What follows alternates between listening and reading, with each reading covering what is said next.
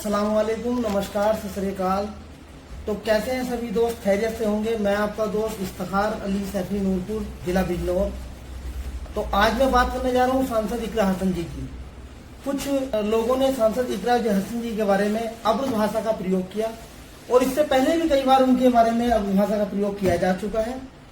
मुझे इसका अफसोस हुआ कि हाँ, सांसद जी के बारे में इस तरह नहीं कहना चाहिए था कि कोई भी धर्म की सांसद हो और किसी भी धर्म का कोई व्यक्ति किसी सांसद के बारे में इस तरह नहीं बोल सकता।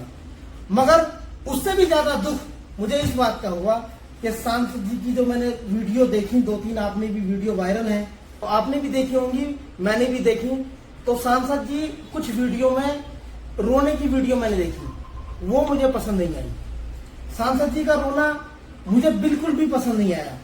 क्यों? क्योंकि आप सांसद हैं, आप कोई आम जनता नहीं है।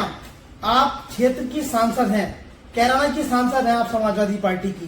तो आप जो हैं 140 करोड़ भारतीयों में 543 के आसपास सांसद चुने जाते हैं, उनमें से एक सांसद आप हैं। आपको सांसद चुना था, आपको सांसद चुना था, आपको झांसी की रानी बनना है, आपको इकरा हसन की नई कहानी बनना है, इतिहास लिखना है आपको। आप इतिहास लिखने के लिए चुनी गई हैं।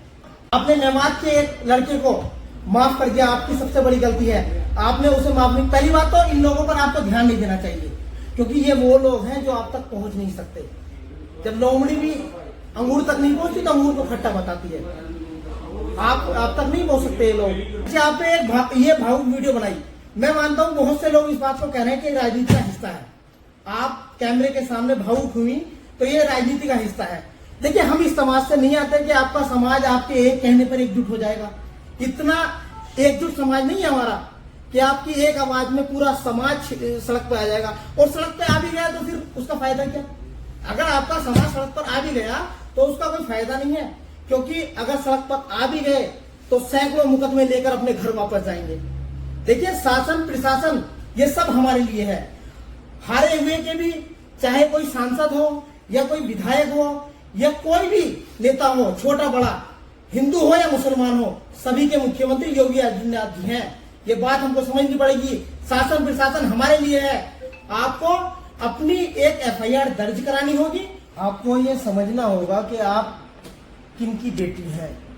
आप एक दमंग नेता की बेटी हैं, एक वो नेता जो जिसकी एक आवाज में लाखों हिंदू मुसलमान एकजुट हो गए थे, जो आप उनकी बेटी हैं।